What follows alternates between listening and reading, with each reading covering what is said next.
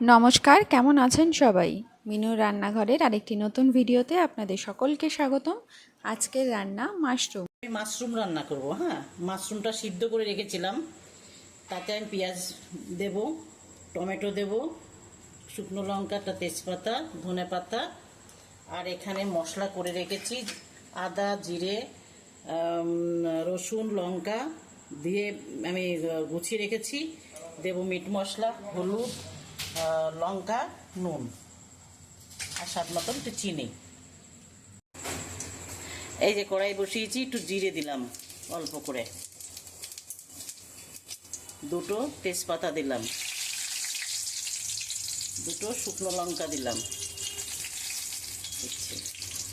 এবার আমি পেঁয়াজ দেব।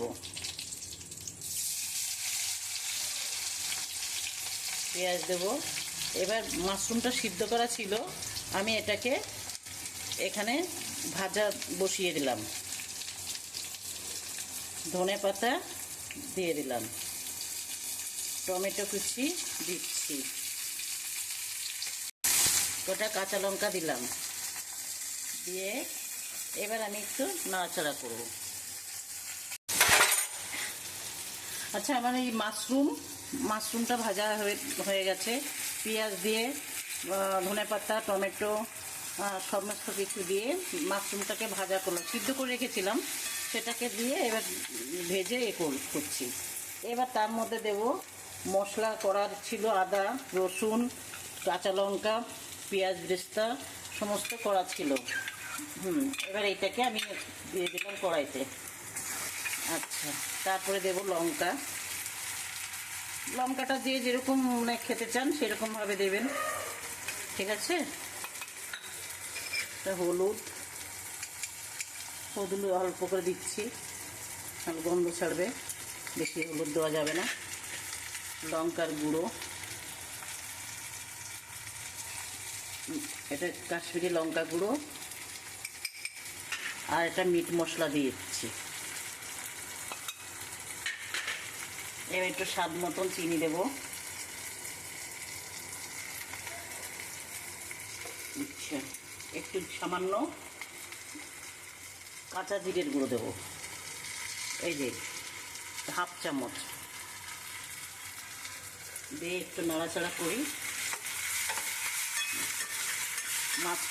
মাশরুমে একটু মশলা একটু না হলে ভালো লাগবে না, মাশরুমটাতে একটু মশলা দিতে লাগে ঠিক মতো। এবার আমি একটু ভাজা জিরের গুঁড়ো দেব, হয়ে এসছে।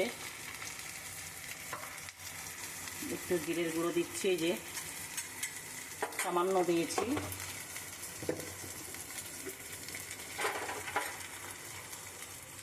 সামান্য এক চামচ মতো ঘি দিলাম, ছোট চামচের, ঠিক আছে? একটু গরম মশলার গুঁড়ো দিচ্ছি, সামান্য ব্যাস দিচ্ছি। দিয়ে এবার আমি এর ভেতরে সমস্ত কিছু দিয়েছি। আমি আর একবার বলছি সকলকে, পেঁয়াজ, আদা, রসুন, গরম মশলা, কাঁচা লঙ্কা, শুকনো লঙ্কা দিয়েছি, মিট মশলা দিলাম, সামান্য হলুদ, সামান্য একটু স্বাদ মতন চিনি। কেউ চিনি খেলেও খেতে পারেন, না খেলেও না খেতে পারেন, তবে চিনি একটু দিলে ভালো লাগে, একটু স্বাদ হয়। সামান্য ঘি, নামানোর আগে জিরের গুঁড়ো একটু দিচ্ছি, আর একটু ঘি দিলাম, ঠিক আছে?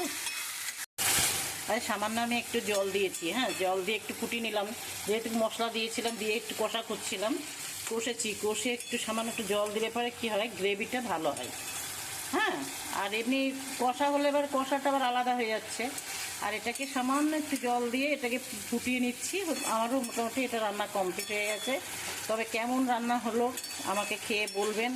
আমি আজকে মাশরুম রান্না করে আপনাদের সবাইকে খাওয়াচ্ছি, কালকে আবার নতুন কিছু দেবো। আজকে মাশরুমটা রান্না করার পরে আপনারা খেয়ে আমাকে সকলে জানাবেন, আমি খুব খুশি হব। আচ্ছা, আমার রান্না মাশরুম রান্না কমপ্লিট হয়ে গেছে। আমি নামানোর আগে একটু নুনটা টেস্ট করে দেখলাম, সামান্য আগে একটুখানি দিয়েছিলাম। সবাই পরে আবার রান্না একটু করে taste খেয়ে দেখলাম, আমাদের জানান আর যে নুন আপনাদের দিলাম, এই দিয়ে রান্নাটি কেমন তারপরে লাগলো। ভালো তোমার লাগলে মাশরুম রান্না অবশ্যই একটি complete লাইক, হয়ে গেছে, এবার কমেন্ট, নামাবো। শেয়ার এবং সাবস্ক্রাইব করে দেবেন। Thank you. আমার